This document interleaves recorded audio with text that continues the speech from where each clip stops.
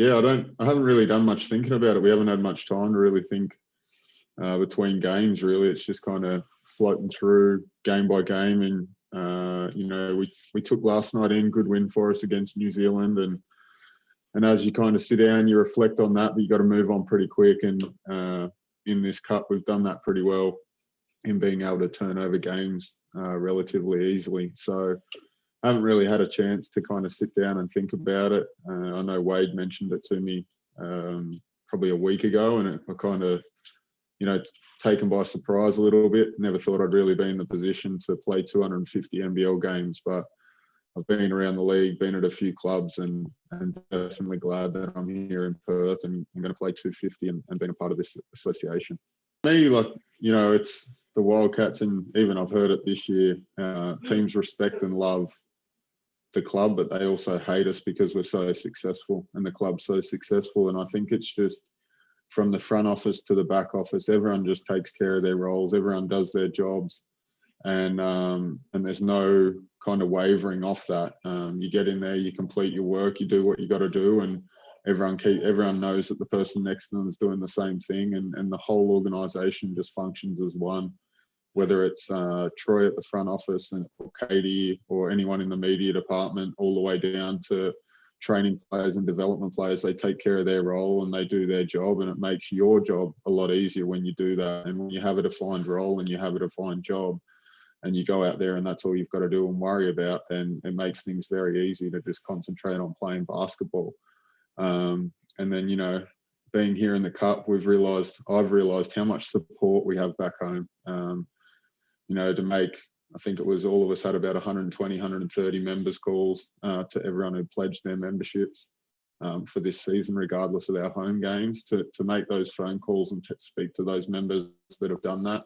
They're just so happy and proud to be a part of the Wildcats family and the Wildcats Association, that when you talk to those people, and we're over here, and obviously everyone's doing it tough. It's not just us. Everyone in the front office is working their tails off, and everyone that's here with us in Melbourne is doing their job to make things as successful as possible.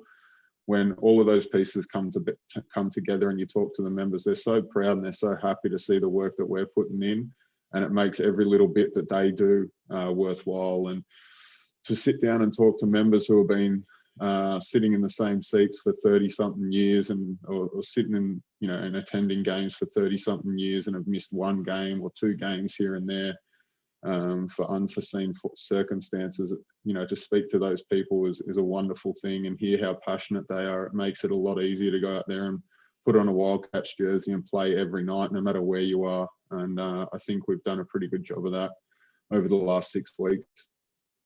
I don't think so, to be honest. At the end of the day, the ultimate goal is to win an NBL championship, or put us in the best position to have a chance to win an NBL championship. And there's been a couple times in my career where I think I've won the pre-season tournament, and that to us is kind of what this is, but the points mean a little more and the games mean more because they count towards the season table. So in those years where, early on in my career, whoever won the pre-season tournament generally finished last.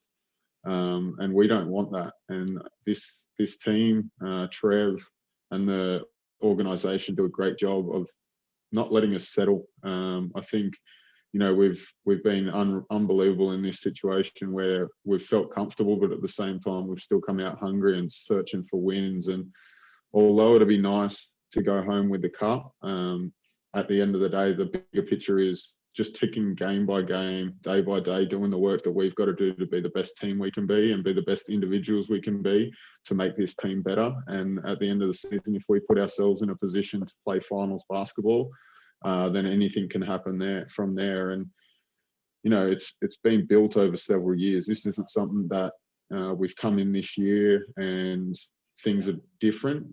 Every year, Trev gets in there and starts from scratch with the group that he's got, and people buy into the system and they go to work every day, and the results show for themselves. And Trev's been unreal for players personally, but also for this group this year, and also the assistant coaches and the support staff that are here with us in Melbourne are doing a great job too.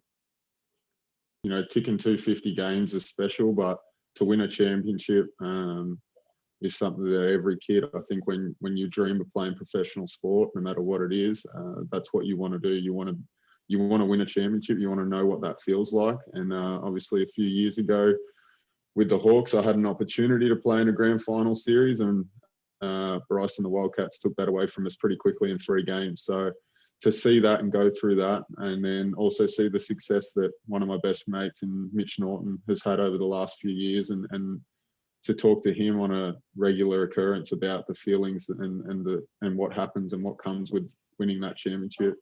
I want to experience that for myself, and I guess that's what this team is built on, is personal sacrifice and sacrificing for yourself as well for the greater good of the team.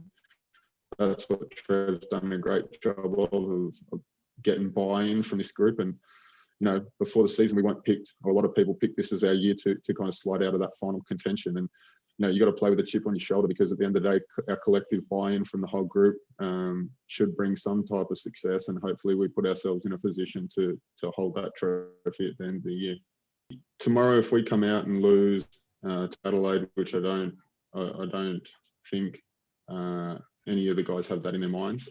If we were to come out and drop that cup and lose that game tomorrow and lose the cup to Brisbane, or whoever, I think it is Brisbane that can only take it off us right now, it would feel like a failed last 6 weeks, I think, for us to leave Melbourne right now. I think we're 7-3. If we can leave Melbourne at 8-3 and only dropping 1 game in the time that we've been based here in Melbourne, it would be a great thing.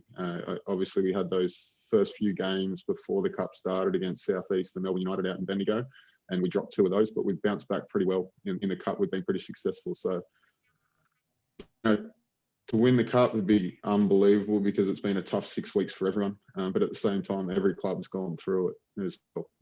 Everyone's been here for 4 or 5 weeks right now, and to go back home knowing that we came out of the cup the best of every other association club that's here, it would be an unbelievable step forward in helping us achieve that long-term goal of making finals. For 6-7 months, the 6-7 months that I've been there, everyone has been so warm and welcome.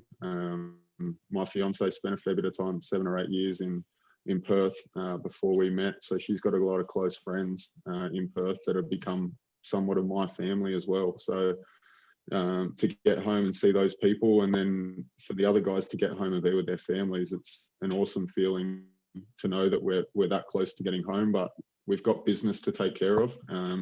And like we've spoken about, we've got to take care of Adelaide tomorrow before we can notch that final step of jumping on a flight and getting home.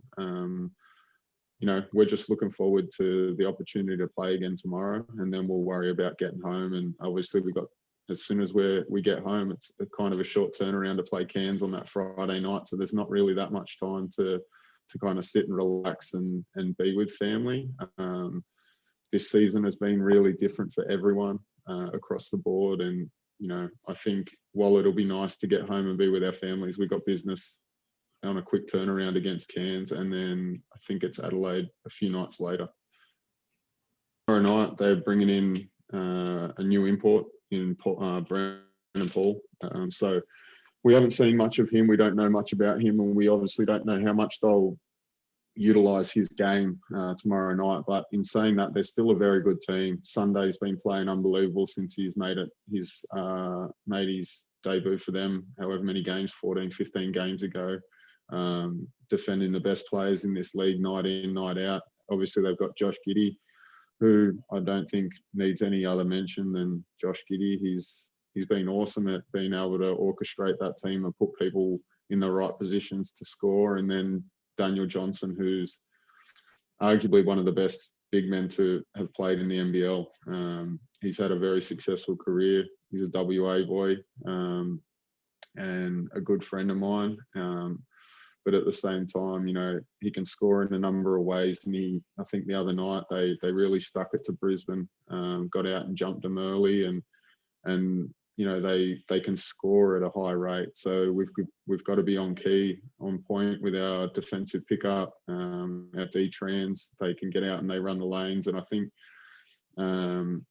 early on today, we had a video scout and went over some of their team stats. And I think when they win games, they score 96 points. And when they lose, they scored 70, 74, 75. So right there's a key indicator of what we need to do. We need to be able to slow them down, contain them on defense, and then obviously try and take advantage of them at the other end and being able to get out and run.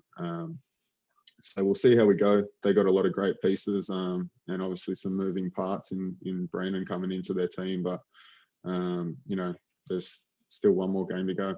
Night before the game so in a few hours, we'll sit down and go over personal scout. This morning we're about their team structure and where they'll try and put guys to kind of score. And obviously, he's played in the NBA, played several years in Europe.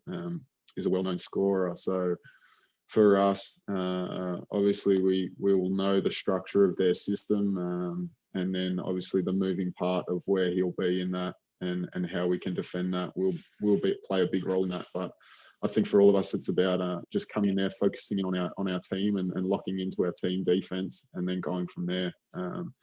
You start to focus on one guy, you can start to lose sight of the other four that are on the court. And Adelaide are a pretty deep team. They've got a lot of young guys who can come in and score and score in a number of ways. And if we just focus in on a single guy who's coming in for the first time, we can get lost and could cause some problems. So for us, it's about our team defense, and we'll kind of look at that and look at individuals, but basically just work on our team concepts and get out from there.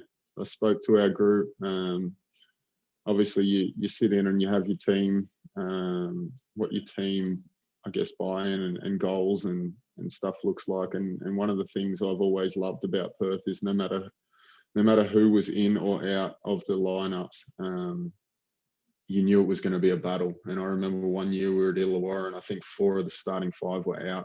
There were 2 or 3 development players in the starting lineup, and they absolutely wiped the floor with us by about 20 or 30 in Illawarra. And I walked away and I was like, damn, we thought we were going to win that match. But they just all showed up. They all did their job. They fought like absolute dogs, and they made it a dogfight. And it's one of those scrappy games that Perth generally come out and win. And that for me is something that over the years they've done so well, is just didn't matter who was in or out. Everyone just completed their role, did their job and got the job done. And I think that's what people, you hate it, but you've got to respect the way they go about it and the way the club's gone about it for so many years. And to now be a part of it is something that's really special. And then you get all the, you walk through the offices and you meet everyone and you walk through the club room at the top there, and it becomes a special feeling to now be a part of it. And it's something that I'll cherish for obviously the rest of my life and the rest of this year. I think it's one of those things that once you sit down with Trev and everyone sits down and has those conversations with Trev, and he really defines your role and defines, obviously you have some hard conversations with him as well, where he's not too happy with you and your teammates aren't too happy with you. But I think that's the best thing about it, is everyone holds everyone accountable to your role and your job. And when you get that buy-in from everyone, it makes things so easy to know that if someone is criticising you or having a go at you, it's coming from the right place. And that really drives what this team's about. Especially with some of the young guys like Luke Travers and Winey, they're going to be unbelievable players, but they allow guys to criticise them to help them become better. And then they also do the same thing. They drive us to be better players. They drive us to be a better team. And when you have that, it can be very special. And, this has been one of the best experiences I've ever had in my career. And hopefully at the end of it, we put ourselves in a position to win a championship. And that would mean more than anything else. Obviously, any personal sacrifice gets overridden by the opportunity to win that championship. And that's what we want at the end of it. And I think Perth have done a great job of that over the years. And this year will be no exception. And hopefully at the end, we put ourselves in a position where we have an opportunity to hold the trophy up.